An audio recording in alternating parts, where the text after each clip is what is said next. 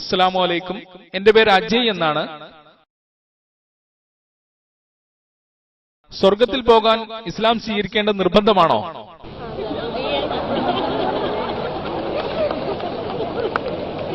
സഹോദരന്റെ ചോദ്യം സ്വർഗത്തിൽ പോകാൻ ഇസ്ലാം സ്വീകരിക്കേണ്ടത് നിർബന്ധമാണോ എന്നാണ്. പരീക്ഷയ്ക്ക് പാസ്സാകാൻ നല്ല മാർക്ക് വാങ്ങണമോ എന്ന് ചോദിക്കുന്നതിന് തുല്യമാണിത്. നിങ്ങൾക്ക് പരീക്ഷയിൽ വിജയിക്കണമെങ്കിൽ കുറഞ്ഞത് ജയിക്കാനുള്ള മാർക്കെങ്കിലും നേടിയിരിക്കണം. സ്വർഗത്തിൽ പോകുന്നതിനെക്കുറിച്ച് പറയുകയാണെങ്കിൽ അതിനുള്ള നിബന്ധന ഖുർആനിലെ 103-ാം അധ്യായത്തിൽ 1 മുതൽ 4 വരെയുള്ള വചനങ്ങളിൽ പറയുന്നു.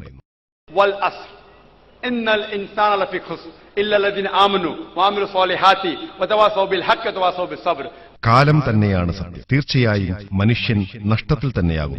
വിശ്വസിക്കുകയും സൽക്കർമ്മങ്ങൾ പ്രവർത്തിക്കുകയും സത്യം കൈക്കൊള്ളാൻ അന്യോന്യം ഉപദേശിക്കുകയും ക്ഷമ കൈക്കൊള്ളാൻ അന്യോന്യം ഉപദേശിക്കുകയും ചെയ്തവരൊഴികെ. അപ്പോൾ ഏതെങ്കിലും ഒരു മനുഷ്യന് സ്വർഗത്തിൽ പോകണമെങ്കിൽ കുറഞ്ഞത് 4 നിബന്ധനകളെങ്കിലും പാലിച്ചിരിക്കണം.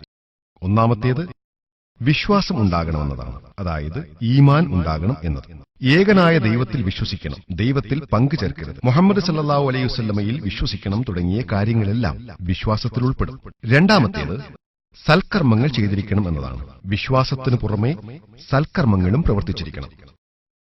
മൂന്നാമത്തേത് സത്യം കൈക്കൊള്ളാൻ ജനങ്ങളോട് ഉപദേശിക്കണം. നാലാമത്തേത് ജനങ്ങളോട് കഠിനാധ്വാനം കൈക്കൊള്ളാനും ക്ഷമ കൈക്കൊള്ളാനും ഉപദേശിക്കണമെന്നതാണ്. അപ്പോൾ ഏതെങ്കിലും മനുഷ്യന് സ്വർഗത്തിൽ പോകണമെങ്കിൽ കുറഞ്ഞത് 4 നിബന്ധനകളെങ്കിലും പാലിച്ചിരിക്കണം. കൂടാതെ അല്ലാഹു ഉദ്ദേശിച്ചാൽ ഏത് പാപവും പുറത്തു തരും. പക്ഷെ അല്ലാഹുവിൽ പങ്കുചേർക്കുകയെന്ന പാപത്തെ അല്ലാഹു ഒരിക്കലും പൊറുക്കില്ല. അല്ലാഹു ഖുർആനിലെ അധ്യായം 4 48-ലും അധ്യായം 4 116-ലും പറയുന്നു.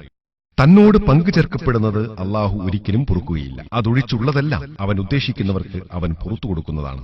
ആർ അല്ലാഹുവോട് പങ്കുചേർത്തുവോ അവൻ തീർച്ചയായും ഗുരുതരമായ ഒരു കുറ്റകൃത്യമാണ് ചമച്ചുണ്ടാക്കിയിരിക്കുന്നത്. അതുകൊണ്ട് ഷിർക്ക്, അതായത് അല്ലാഹുവിൽ പങ്കുചേർക്കുക എന്നത് ഒരു വലിയ പാപമാണ്. അല്ലാഹുവിൽ പങ്കുചേർത്താൽ നിങ്ങൾക്ക് സ്വർഗത്തിൽ പ്രവേശിക്കാനുള്ള സാധ്യത ഒട്ടും തന്നെയില്ല.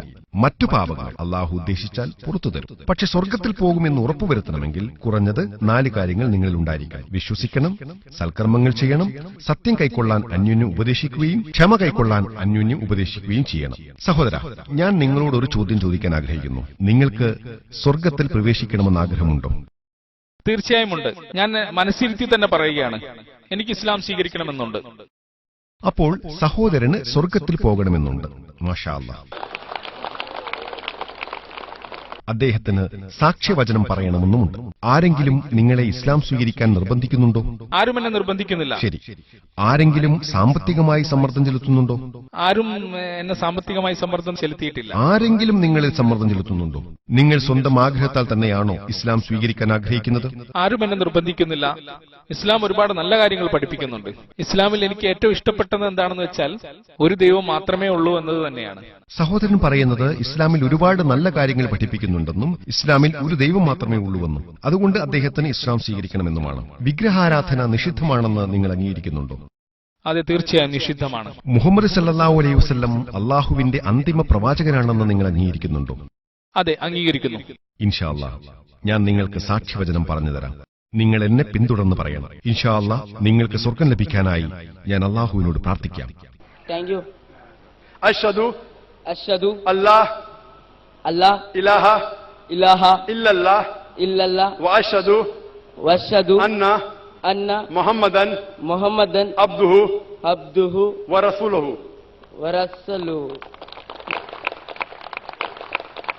അല്ലാഹുവല്ലാതെ മറ്റൊരാരാധ്യനില്ലെന്നും മുഹമ്മദ് സല്ലല്ലാഹു അലൈഹി വസല്ലം അല്ലാഹുവിന്റെ അടിമയും ദൂതനുമാണെന്നും ഞാൻ സാക്ഷ്യം വഹിക്കുന്നു. മാഷാ അല്ലാഹ്, നിങ്ങൾ മുസ്ലിം ആയിരിക്കുന്നു സഹോദര.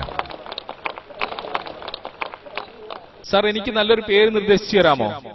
എല്ലാവരും എന്റെ പേര് ചോദിക്കുന്നു. വീട്ടിൽ പേര് ചോദിക്കുമ്പോൾ എന്തു പറയണമെന്ന് എനിക്കറിയില്ല. അതുകൊണ്ടാണ് ഞാൻ ചോദിക്കുന്നത്. ഇപ്പോൾ നിങ്ങളുടെ പേരെന്താണ്?